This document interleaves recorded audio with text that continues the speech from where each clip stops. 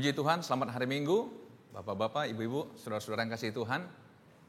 Kita masih bersyukur pada Tuhan, ada kesempatan beribadah.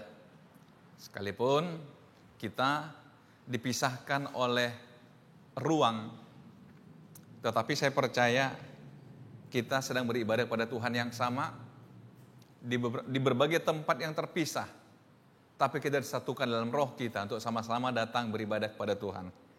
Saudara-saudara yang kasih Tuhan, kesempatan ini, saya ingin mengajak saudara untuk belajar satu hal yang sebenarnya hal ini mungkin kita sudah paham, tetapi kadang-kadang hal yang kita pahami itu jadi persoalan bagi kita. Apa yang saya maksud dengan hal itu? Saudara-saudara, hari ini saya memberikan satu gambar di sini, cukup besar gambar ini. Ini dalam Alkitab dikatakan kirbat atau kantong tempat menyimpan anggur. Ya. Tapi saya sengaja memilih yang masih baru karena judul khotbahnya juga kantong yang baru, bukan kantong yang lama. Saudara, apa yang saya maksud dengan kantong yang baru? Mari coba kita belajar dari Matius pasal 9 ayat 17 bagian B. Yesus mengatakan begini, tetapi anggur yang baru disimpan orang dalam kantong yang baru. Sekali lagi saya ulangi, tetapi anggur yang baru disimpan orang dalam kantong yang baru pula. Dan dengan demikian terpeliharalah kedua-duanya. Terpeliharalah kedua-duanya. Saudara-saudara, nanti kita akan melihat apa yang dimaksud Yesus di sini tentang anggur yang baru, kantong yang baru. Kemudian menarik adalah di bagian akhir terpeliharalah kedua-duanya. Ini hal yang sangat menarik, saudara, kalau kita mau coba memahami. Coba kita lihat latar belakang teks ini sebenarnya. Jadi ayat 17 tadi itu ada dalam satu perikop dari mulai ayat 14 di Matius pasal 9. Kemudian datanglah murid-murid Yohanes kepada Yesus dan berkata, "Mengapa kami dan orang Farisi berpuasa, tetapi murid-muridmu tidak?" Kemudian ayat 15, jawab Yesus pada mereka, "Dapatkah sahabat-sahabat mempelai laki-laki berduka cita selama mempelai itu bersama mereka? Tetapi waktunya akan datang, mempelai itu diambil dari mereka, dan pada waktu itulah mereka akan berpuasa." Saudara, ada yang menarik di sini, saudara. Kenapa? Ini sebenarnya ada sekelompok orang yang dinamakan murid Yohanes. Saudara tahu siapa Yohanes? Yohanes Pembaptis. Orang yang ditetapkan oleh Tuhan mempersiapkan jalan bagi Yesus. Nah, pertanyaan mereka sederhana. Kami dan orang Farisi berpuasa. Kenapa murid-muridmu tidak? Artinya apa? Orang Farisi dan kami itu punya kebiasaan yang sama. Mengerjakan hal yang sama. Melakukan hal yang sama. Tapi kok murid-muridmu kok jadi beda? Itu pertanyaan mereka. Jadi saudara-saudara, saya coba ringkas akar masalah yang mereka sampaikan pada Yesus adalah mengapa kami dan orang Farisi berpuasa, tetapi murid-muridmu tidak. Mengapa kami dan orang Farisi berpuasa, tetapi murid-muridmu tidak? Jadi saudara, ini yang saya katakan tadi sangat dekat dengan keseharian kita. Pertanyaan, mengapa? Mengapa? Mengapa? Ketika kita melihat sesuatu yang berbeda dengan apa yang kita tahu, dengan apa yang kita pahami, kita mulai bertanya, mengapa? Mengapa? Mengapa? Tetapi artinya apa? Mengapa kami berpuasa tetapi muridmu tidak? Jadi kata tetapi ini saudara, kalau saudara belajar bahasa, ini membandingkan atau mengkontraskan ada dua situasi. Situasi coba dibandingkan di sini apa? Kami berpuasa, kok muridmu tidak? Padahal mereka kan sama-sama orang Yahudi. Kenapa kami berpuasa, muridmu tidak? Saudara-saudara, akar masalah kita biasanya seperti itu. Ketika kita mencoba membandingkan apa yang kita tahu dan lakukan dengan apa yang orang lakukan, kok tidak sama. Mengapa ya? Mengapa ya? Mengapa ya? Saya tidak melihat bahwa murid Yohanes di sini menggunakan pertanyaan ini untuk menyerang Yesus. Saya yakin tidak. Karena Yohanes juga sudah perkenalkan Yesus kepada murid-muridnya. Kenapa saya berani mengatakan demikian? Karena satu ketika Yohanes ada dalam penjara, dia suruh murid-murid bertanya kepada Yesus. Coba tanya, apakah dia Mesias yang dijanjikan atau kita harus menunggu yang lain? Berarti Yohanes pastilah mengajar murid-muridnya ini untuk mengikuti Yesus atau setidaknya mendengar Yesus. Nah, karena itulah dalam sebuah kesempatan mereka coba bertanya pada Yesus, mengapa kami berpuasa, muridmu tidak? Mengapa? Saudara, jawaban Yesus ini menarik sebetulnya. Jadi, jawaban Yesus pada akar masalah itu, jawab Yesus pada mereka, dapatkah sahabat-sahabat mempelai laki-laki berduka cita selama mempelai itu bersama mereka? Saudara mungkin bertanya, kenapa Yesus memakai istilah berduka cita?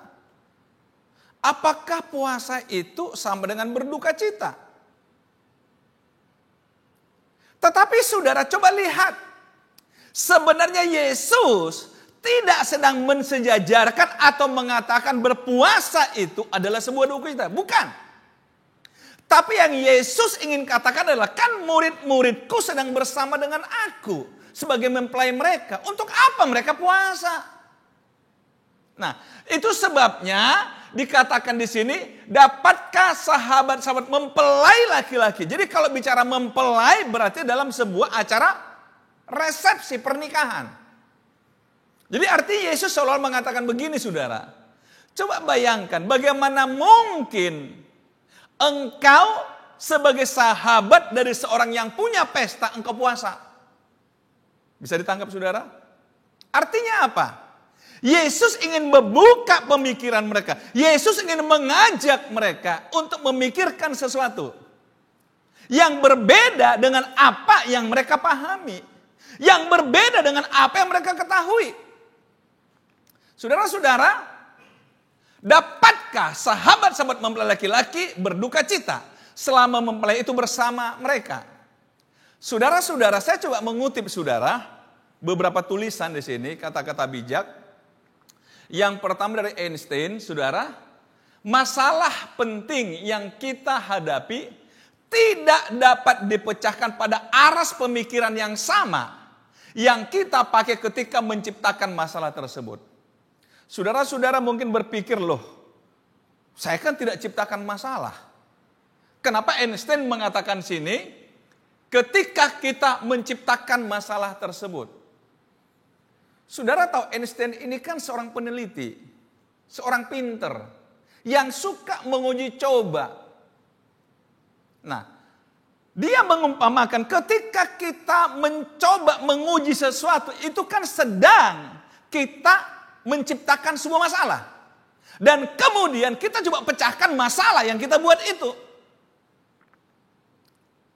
Saudara-saudara, maksudnya saya mengutip ini adalah untuk mengatakan begini. Ada banyak masalah yang awalnya itu kelihatan sederhana. Tetapi begitu kita coba selesaikan, ternyata masalah itu begitu rumitnya. Kadang saudara, jujur, dalam hidup ini, ketika kita ditantang untuk lakukan sesuatu, kita mulai berpikir, oh kayaknya saya bisa ini. Oke, nggak apa-apa. Oke, silahkan. Tapi begitu kita memulai menyelesaikan dengan apa yang kita pikirkan sebelum masalah itu datang. Loh kok nggak bisa? Saudara-saudara, itulah sebabnya Einstein mengatakan masalah penting yang kita hadapi tidak dapat dipecahkan pada aras pemikiran yang sama. Jadi artinya di sini saudara, tidak ada satu rumus yang berlaku untuk semua situasi dalam hidup ini. Bisa ditangkap saudara? Jadi jangan pernah berpikir apa yang saudara ketahui, apa yang saudara lakukan, itu adalah sebuah kebenaran. Jadi kalau engkau berhadapan dengan sesuatu yang berbeda dengan apa yang kau lakukan, itu sebuah kesalahan. Saya berharap kita bisa menangkap yang saya maksud di sini. Karena Yesus memang sedang ingin mengajarkan kepada murid-murid Yohanes ini tentang kebenaran itu. Yesus tidak mengatakan mereka salah berpuasa, tidak. Yesus hanya menggeser. Apalagi tadi dikatakan, tapi nanti ketika mempelai itu diambil dari mereka, barulah mereka berpuasa. Artinya apa? Puasa itu nggak salah. Tetapi harus pada tempatnya. Harus pada tujuannya. Harus pada fungsinya. Sementara pada masa itu, murid Yohanes dan orang Farisi, puasa itu sudah menjadi sebuah tradisi. Kalau saudara bandingkan dalam kitab Nabi Yesaya pernah disuruh Tuhan menegur umat Israel yang suka berpuasa, tapi mereka tidak mengerti tujuan puasa. Mereka hanya melakukan puasa itu hanya sebagai bagian dari ibadah, bagian dari upacara agamawi. Nah, Nabi Yesaya dipakai untuk menegur mereka. Nah, kita kembali ke sini saudara, bahwa Tuhan ingin mengatakan,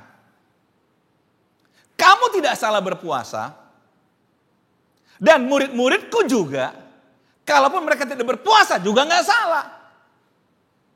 Nah, apa maksudnya saudara? Nah, Tuhan Yesus akhirnya menggunakan pertanyaan murid-murid Yohanes ini untuk menjelaskan sebuah prinsip yang penting dalam hidup. Yang saya sebut tadi dalam judul khotbah kita, khotbah saya hari ini tentang kantong yang baru. Apa maksudnya? Perhatikan saudara. Saudara pernah mungkin mendengarkan tentang paradigma. Kekuatan paradigma.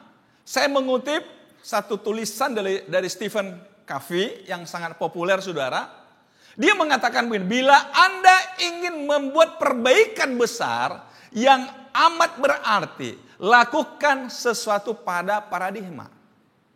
Sekali lagi, jika atau bila Anda ingin membuat perbaikan besar yang amat berarti, jadi bukan hal yang kecil-kecil saudara. Perbaikan besar yang amat berarti, lakukan sesuatu pada paradigma. Coba kita belajar sedikit apa yang dimaksud oleh Stephen Covey tentang paradigma ini. Dia mengatakan istilah paradigma yang dia gunakan itu sebenarnya adalah dalam bahasa Yunani paradigma. Dalam bahasa Yunani yang artinya adalah persepsi, asumsi, bisa juga teori atau kerangka acuan yang suka disebut orang dalam dunia akademis misalnya. Ada kerangka acuannya. Atau secara simpel, paradigma adalah kacamata yang kita gunakan untuk memandang sesuatu, untuk menilai sesuatu. Jadi kalau kita kembali kepada peristiwa yang terjadi pada hari itu, murid-murid Yohanes menggunakan kacamata mereka, apa yang mereka ketahui untuk menilai murid-murid Yesus. Bisa ditangkap saudara? Berarti ini masalah paradigma. ketika mereka dihadapkan atau melihat sebuah kenyataan yang tidak sesuai dengan persepsi mereka, yang tidak sesuai dengan asumsi mereka, yang tidak cocok dengan teori yang mereka miliki, maka mereka katakan, mengapa? Mengapa? Mengapa? Saudara-saudara, tidak salah dalam hidup kita ini bertanya, mengapa? Mengapa? Mengapa? Justru jadi masalah adalah kita nggak mau tahu tentang adanya sebuah perbedaan. Cuek. Atau istilah teman saya dulu, bagi dia dunia ini rata semua. Dulu saudara, saya punya mahasiswa. Mahasiswa ini berpikir sederhana sekali. Karena memang dia orang yang tidak suka belajar. Nah, cara dia mencoba menularkan ketidaksukaan belajar pada orang-orang sedang belajar adalah dia suka teriak kalau orang sedang belajar. Dia katakan begini, banyak belajar, banyak lupa. Sedikit belajar, sedikit lupa. Tidak belajar, tidak lupa. Jadi dia bilang begini, aduh semakin banyak kau belajar kawan, semakin banyak kau lupa. Lebih baik ke aku, nggak belajar aku, biar nggak ada yang kulupakan. Artinya apa saudara? Itulah konsep berpikir dia, nggak hanya di situ saudara. Dia juga punya konsep, memang orangnya sedikit kocak saudara. Jadi kalau ada orang cerita masalah, membahas masalah, gampang itu, kalikan saja dengan 0.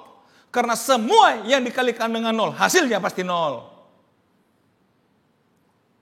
Saudara, itu cara dia membangun konsep berpikir dia sehingga nggak mau capek di hidup ini, nggak mau repot memikirkan sesuatu, nggak mau dia pusing-pusing masalah belajar.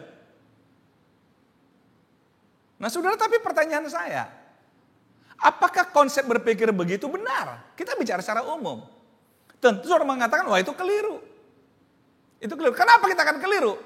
Karena dia punya pemahaman, dia punya paradigma, dia punya persepsi yang berbeda dengan persepsinya kita. Betul? Nah, saudara, kita kembali ke sini. Kita kembali. Lihat, di dalam Matius pasal 9 ini terjadi di sana perubahan paradigma. Jadi Yesus ingin mengubah paradigma mereka. Lihat ayat 16. Tidak seorang pun menambalkan secari kain yang belum susut pada baju yang tua. Perhatikan kalimat ini. Tidak seorang pun menambalkan secari kain yang belum susut. Atau dalam terjemahan dikatakan kain yang masih baru kepada baju yang sudah tua, yang sudah rapuh. Karena jika demikian kain penambal itu akan mencabik baju itu, baju yang tua. Bisa ditangkap ya? Lalu makin besarlah koyaknya. Saya nggak tahu kalau zaman sekarang memang agak berbeda dengan zaman dahulu ya. Kalau zaman sekarang ini agak sulit kita menemukan ada orang yang bajunya ditambal. Tapi zaman saya masih kecil, masih sering menemukan orang ke sekolah pun, kalau laki-laki dia pakai celana yang bagian pantat ditambal. Gimana orang yang segenerasi dengan saya masih pernah melihat seperti itu? Kalau sekarang jangankan sobek di pantat, sikit aja nggak mau pakai. Tapi zaman dulu saudara, nah yang dikatakan Yesus begini, coba bayangkan, baju kita ini baju sudah usang, baju sudah tua, sobek, dan kita ambil kain tambal yang baru dan kita jahit ke baju yang sobek ini. Apa yang terjadi saudara? Maka dikatakan baju yang sobek itu akan semakin sobek. Karena waktu kita menempelkan kain yang baru ini, kain yang usang ini minder. Sobek dia, gak mampu dia saudara. Bisa ditangkap saudara? Nah, Yesus ingin mengajak mereka berpikir seperti itu, tentang paradigma. Nah, lalu makin besarlah koyaknya. Kemudian ayat 17, begitu pula anggur yang baru tidak diisikan ke dalam kantong kulit yang tua. Jadi kalau tadi Yesus bicara masalah kain yang usang dengan kain yang baru ditambalkan kepada kain yang usang, akhirnya merusak kain yang usang. Kerusakannya semakin hebat. Nah, Yesus pakai kiasan yang kedua untuk menjelaskan pentingnya sebuah perubahan dalam paradigma berpikir kita. Ya tentang apa? Anggur. Anggur yang baru tidak diisikan ke dalam kantong kulit yang tua. Karena jika demikian, kantong itu akan koyak sehingga anggur itu terbuang. Dan kantong itu pun hancur. Jadi saudara-saudara, kantong atau dalam bahasa Alkitab terjemahan lama itu dikatakan kirbat, tempat anggur itu sudah usang. Nah, kita ada anggur yang baru, kita tuang ke situ. Nah, namanya juga kantong sudah usang ini, akhirnya dia akan semakin rusak. Katakanlah tadi dia baru bocor sedikit, tapi begitu diisi, maka dia akan sobek tambah besar. Akhirnya apa? Rusaklah dia. Menarik bagi saya saudara, sangat diplomatis Yesus ini dalam menjawab pertanyaan di awal tadi. Mengapa kami berpuasa, muridmu tidak? Ya, itu tadi akar persoalannya.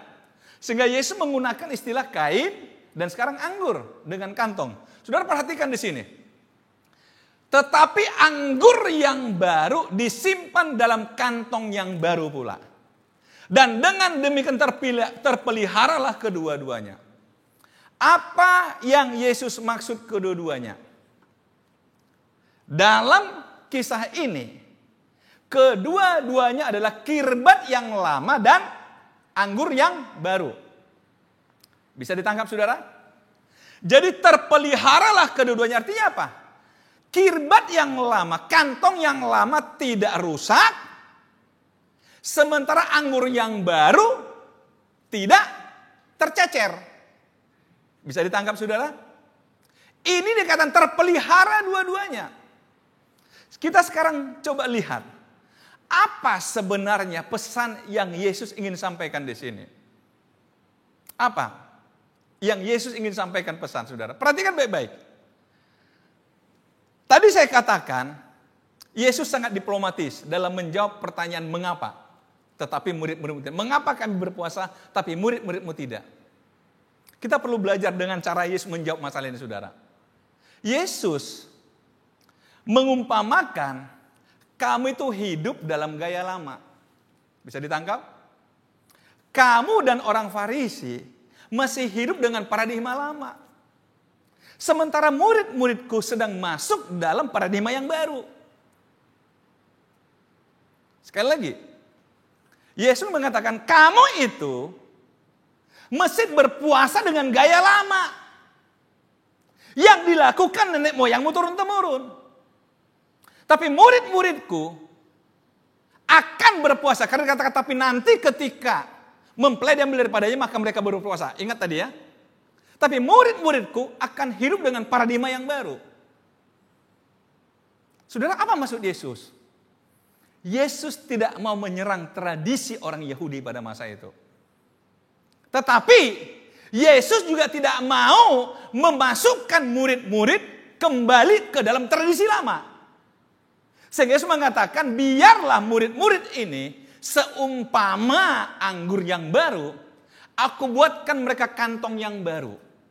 Dan biarlah kalian tetap di kantong yang lama. Saudara, ini bagus loh. Kalau saudara konflik dengan seseorang, hanya karena perbedaan konsep berpikir, perbedaan paradigma, mungkin jawaban seperti ini bagus. Saudara bisa mengatakan, gak apa-apa. Kamu tetap aja jalan seperti itu. Tapi tolong jangan larang saya jalan seperti ini. Gimana saudara? Bagus ya cara Yesus? Karena Yesus mengatakan, coba bagaimana caranya supaya dua ini gak ada yang rusak. Ketika Stephen Covey yang tadi namanya saya sebut, mempopulerkan satu istilah win-win solution, beberapa orang agak susah memahaminya. Kenapa? Konsep orang mesti berpikir menang kalah atau kalah menang. Mana mungkin ada dua-dua menang. Paling-paling dua-dua seri. Tetapi maksud dari Stephen Covey mengatakan win-win solution adalah kita menang dan orang lain juga menang. Saya percaya pemikiran itu sejalan dengan pemikiran Yesus. Dengan mengatakan apa? Biarlah kamu tetap pada kantong yang lama. Biarlah kamu tetap menggunakan kantong yang lama. Tapi aku akan membawa murid-muridku menggunakan kantong yang baru. Jadi nggak perlu kita saling mengganggu. Itu konsep pemahaman yang coba saya pahami saudara dari statement. Tapi saudara-saudara saya ingin mengajak kita. Apa sih aplikasinya ini pada hidup kita sehari-hari? Kalau saya coba bandingkan dengan Einstein katakan tadi. Sering kita dalam hidup ini gagal dan gagal dan gagal. Karena kita tidak pernah mau keluar dari paradigma lama kita. Padahal kita sudah ada pada situasi yang berbeda. Saya pernah katakan pada kita, di awal tahun, bahkan di akhir tahun 2019 sebelum COVID ini ada, saya sudah pernah katakan sama saudara-saudara dalam khotbah, kalau melihat perkembangan dunia yang begitu cepat, akan ada orang yang kehilangan pekerjaan. Karena pekerjaan yang biasa dilakukan sudah tidak dibutuhkan lagi. Sudah tidak dibutuhkan lagi. Dan akhirnya kita lihat kenyataan, betul? Karena apa? Kita masih ngotot dengan gaya lama dalam dunia baru. Saudara, banyak orang berpikir seperti sekarang. Apa ini era new normal? Kenormalan baru? Apa? Dalam pemahaman saya itu nggak ada definisinya. New normal itu nggak ada definisinya. Jangan tanya apa maksudnya. Ya udah, artinya apa? Cobalah Anda menyesuaikan dengan situasi. Menurut saya hanya itu aja. Coba Anda bijak menyikapi masalah yang ada. Coba Anda mencoba beradaptasi dengan kondisi yang ada. Tetapi tanpa harus dikalahkan dengan situasi. Kita kembali kepada apa kata Yesus. Artinya begini saudara. Kadang-kadang kita harus berani mengambil langkah yang baru. Memulai sesuatu yang baru. Karena memang yang lama kita coba pertahankan pun justru yang lama akan semakin rusak. Tetapi Yesus ingin katakan tidak harus kita merusak yang lama itu. Tinggalkan aja. Kalau memang saudara merasa itu tidak mampu lagi untuk saudara kembangkan. Dan mulai aja yang baru. Atau mungkin dalam konsep bisnis saudara. Saya ingin katakan begini. Kalau saya coba pahami ini. Daripada kita membuang banyak energi untuk coba menambal sulam sesuatu yang sudah sekarat. Mengapa tidak kita memulai sesuatu yang baru aja? Ada pepatah mengatakan begini saudara, memperbaiki itu kadang-kadang jauh lebih sulit daripada membuat yang baru. Pernah dengar saudara? Cuma kita pakai bahasa apa? Sayanglah. Aduh, ini sejarahnya loh. Ini panjang loh sejarahnya loh. Iya, ini namanya aduh, janganlah. Tapi akhirnya apa, saudara? Kita berputar-putar di situ. Dia bukannya terpelihara tapi semakin rusak. Karena memang sudah nggak mungkin lagi untuk dibenahi. Bisa ditangkap, saudara? Itulah hidup. Artinya Yesus ingin mengatakan begini, saudara. Simpelnya begini. Hidup ini progresif, hidup ini berkembang. Sesuatu yang kamu lakukan dulu itu nggak salah.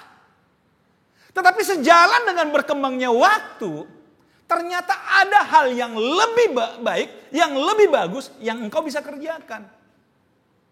Supaya yang sana nggak terganggu. Amin, saudara. Coba lihat dalam berbagai aspek hidup ini, saudara. Mungkin saatnya saudara menggunakan masa-masa transisi ini untuk mulai merenung ulang.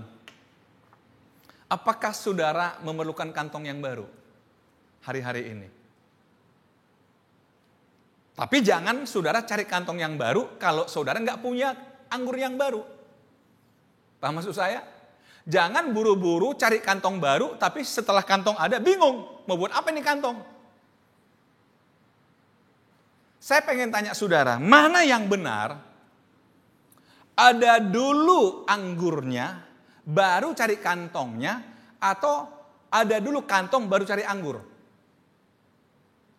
Gimana saudara? Kalau kita lihat yang dikatakan Yesus, kira-kira yang mana? Kalau dalam ilustrasi yang Yesus katakan ini, mana yang lebih dulu ada? Anggur, betul? Baru cari kantong yang baru. Jangan saudara beli kantong banyak-banyak, anggurnya nggak ada. Tapi jangan juga saudara sudah punya anggur yang baru, tetap ditompangin pada kantong yang lama. Paham saudara? Artinya apa? Saya coba ambil atau kaitkan ini dengan apa yang saya katakan dalam tadi, masalah paradigma. Ketika saudara punya gagasan yang baru, ketika saudara, kalau saudara barangkali orang-orang bisnis punya produk yang baru, mungkin saudara perlu strategi yang baru untuk mengerjakan ide yang baru itu. Jangan gunakan ide lama untuk mengerjakan ide yang baru. Nggak akan bisa saudara. Itulah dimaksud Einstein tadi. Kita nggak bisa memecahkan masalah di masa lalu, yang terjadi masa lalu, dengan menggunakan pola masa lalu. Karena sejalan dengan berkembangnya waktu, saudara, kita perlu cara-cara yang sesuai dengan masa kini. Saya sangat percaya saudara, kalau kita belajar, renungkan ini, saudara mungkin sudah saatnya memerlukan kantong yang baru. Kalau saudara memang punya anggur yang baru. Jadi saudara, apa yang pertama? Anggurnya dulu. Baru siapkan kantongnya. Amin saudara?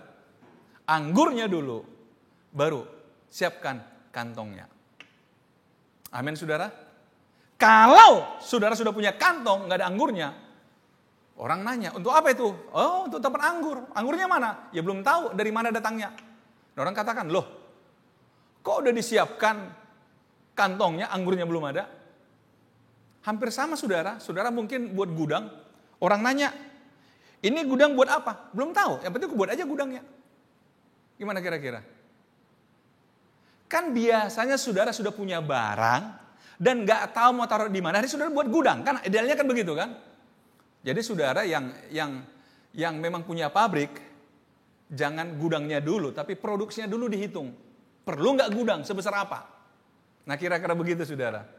Biarlah hari-hari ini saudara, sekali lagi dalam masa transisi ini, kita coba merenung dari peristiwa ini. Saya ingin kembali mengatakan, Yesus tidak menyalahkan murid-murid Yohanes berpuasa orang Farisi. Tapi saya katakan, murid-muridku kan sedang bersama dengan saya. Untuk apa mereka puasa? Tapi nanti kalau sudah tidak dengan saya, mereka perlu puasa. Dan kemudian Yesus pakai ilustrasi. Kain yang usang, jangan ditempel dengan kain yang baru. Karena kain yang usang akan semakin rusak. Dan kain yang baru nggak akan berguna. Dan kemudian Yesus katakan apa? Anggur yang baru, jangan taruh dalam kantong yang lama. Akhirnya kantong itu akan semakin rusak dan anggur itu akan terbuang. Tetapi kalau engkau punya anggur yang baru, taruhlah dalam kantong yang baru.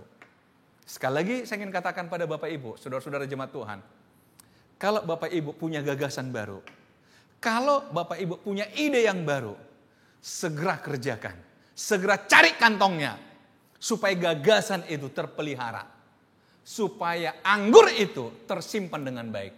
Amin. Tuhan Yesus memberkati kita.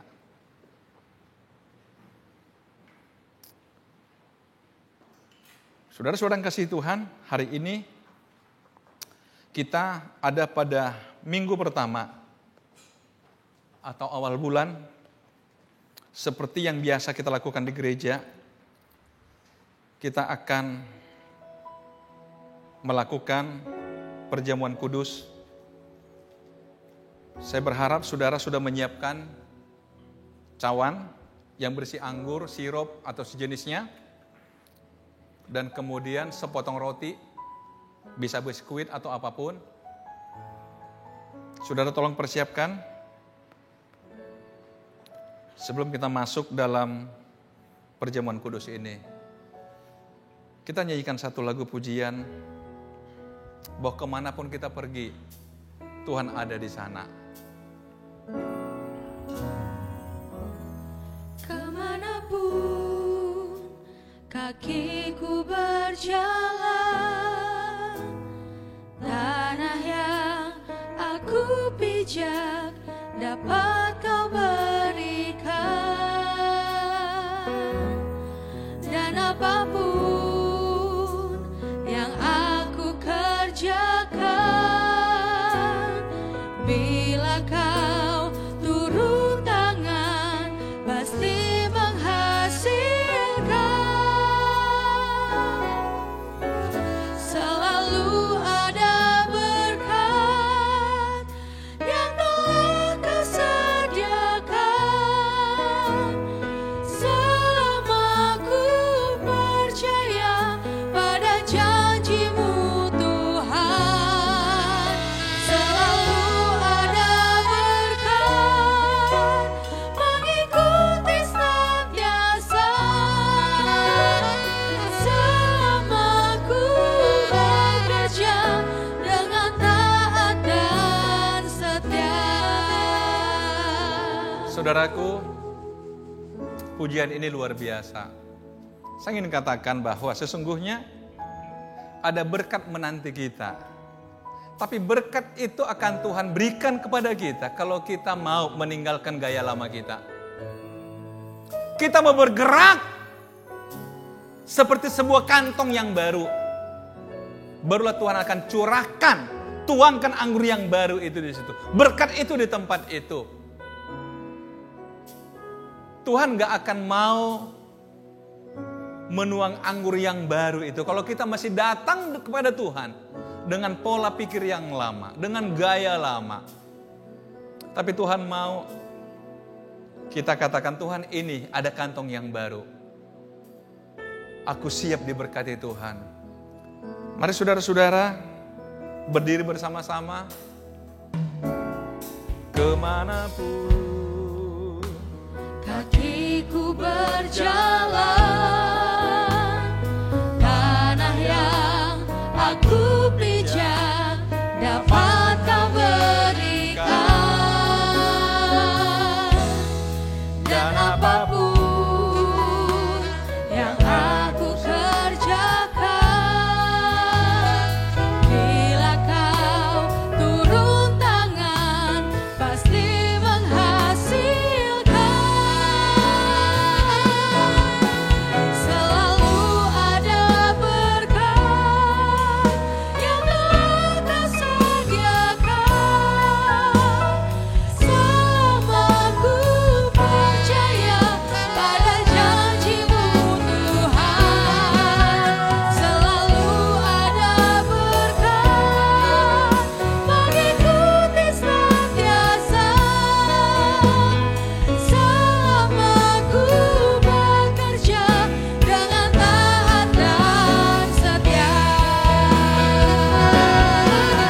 selalu ada berkat yang telah kau sediakan.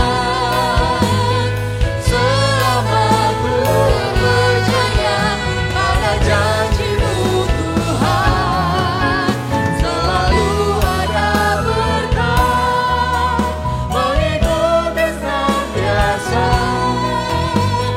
Selama ku bekerja dengan taat dan setia, selama ku bekerja dengan taat dan setia, selama ku bekerja dengan taat dan setia.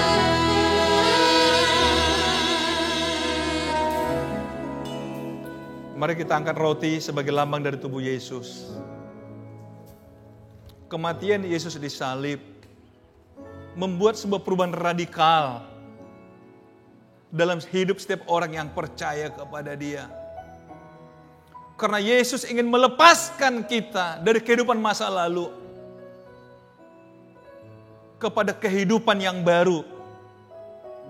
Di tempat di mana Tuhan Yesus menyiapkan banyak berkat.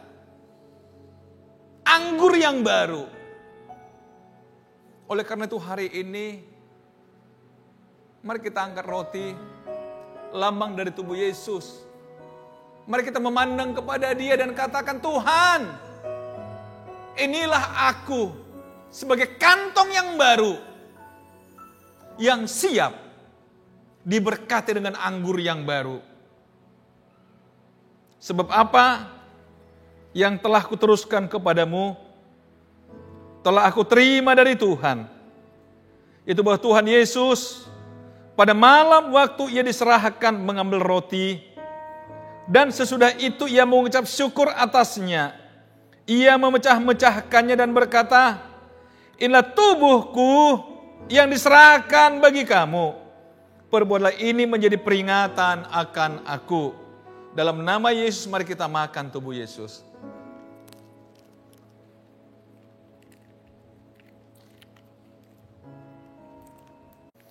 Mari angkat cawan. Demikian juga Ia mengambil cawan sesudah makan, lalu berkata, cawan ini adalah perjanjian baru yang dimeteraikan oleh darahku. Perbuatlah ini setiap kali kamu meminumnya menjadi peringatan akan aku. Sebab setiap kali kamu makan roti ini dan minum cawan ini, kamu memberitakan kematian Tuhan sampai Ia datang. Dalam nama Yesus mari kita minum. Haleluya. Terima kasih Tuhan. Terima kasih ya Tuhan. Terima kasih Yesus.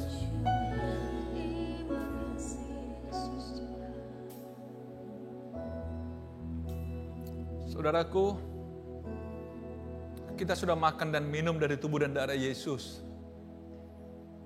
Biarlah hari ini perjamuan kudus ini membaharui kembali hidup saudara. Komitmen saudara kepada Tuhan. Berani mengambil sebuah langkah yang baru. Untuk sebuah kehidupan yang baru. Untuk berkat yang baru. Yang Tuhan siapkan bagi saudara dan saya. Bapa di sorga, terima kasih. Buat firman-Mu sudah kami dengarkan. Tolonglah kami untuk memahami hidup ini. Bahwa kami tidak hidup di masa lalu. Tapi kami hidup di masa kini dan masa depan. Kami perlu siapkan hidup kami sebagai kantong-kantong yang baru ya Tuhan. Untuk berkat-berkat yang baru dari Tuhan.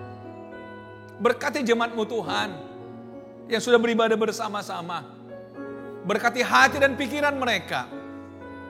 Kami berdoa jemaat Tuhan. Berkatilah rumah tangga mereka Bapa. Kedua suami istri yang Kau berkati. Orang tua dan anak-anak yang Kau berkati Tuhan. Pulihkan hubungan dalam keluarga. Kami juga berdoa Tuhan pada kesempatan ini. Bagi keluarga-keluarga yang menantikan kelahiran anak. Tuhan berkati mereka. Tuhan buka jalan bagi mereka Bapa. Kandungan yang tertutup dibuka dalam nama Yesus. Kami juga berdoa buat anak Tuhan yang sedang berdoa dan bergumul untuk pasangan hidup. Tuhan sediakan yang terbaik bagi mereka yang sesuai dengan kehendak Tuhan. Bapak kami juga berdoa buat jemaat Tuhan yang sedang menghadapi meja yang kosong di rumah mereka. Karena tidak memiliki makanan dan minuman. Tuhan berkati mereka. Tuhan isilah perbendaharaan mereka Bapak. Sehingga mereka tidak kelaparan. Tidak kehausan. Jemaat Tuhan yang kehilangan pekerjaan. Engkau buka jalan baru bagi mereka. Berikan pekerjaan yang baru bagi mereka. Bagi jemaat-Mu yang masih bergumul untuk kembali memulihkan bisnis mereka. Tuhan juga buka jalan bagi mereka Bapak. Terima kasih Tuhan, berkatilah bangsa dan negeri kami Indonesia. dalam masa-masa sulit ini. Pulihkanlah negeri ini. Hikmat Tuhan menyertai para pemimpin kami untuk membawa keluar dari masalah yang sulit ini Bapa. Terima kasih Bapa, terima kasih Tuhan. Terima kasih Yesus. Kota kami, kota Medan di mana kami berdiam, Tuhan juga jaga, pelihara dan lindungi. Biarlah sejahtera ada pada kota ini. Terima kasih Bapa. Buat ibadah hari ini berjalan dalam kehendak Tuhan. Kami akhiri ibadah hari ini dengan bersyukur kepada Bapa dalam nama Tuhan Yesus Kristus. Jemaat Tuhan, mari buka hatimu, arahkanlah kepada Tuhan dan terimalah berkat Tuhan. Karena Tuhan memberkati engkau berlimpah-limpah. Karena Tuhan memperluas wilayahmu dan tangan Tuhan yang kuat melepaskan engkau dari segala yang jahat. Sakit penyakit pun tidak akan menimpa engkau. Turunlah berkat damai sejahtera dari Allah Bapa, kasih karunia dari Yesus Kristus Tuhan, penghiburan kekuatan penolongan Roh Kudus menyertai engkau kemanapun engkau pergi dan membuat engkau berhasil. Apapun yang engkau kerjakan hari ini, besok, sampai selamanya, dalam nama Tuhan Yesus Kristus. Haleluya, sama-sama katakan amin. Selamat hari Minggu, Tuhan Yesus memberkati kita.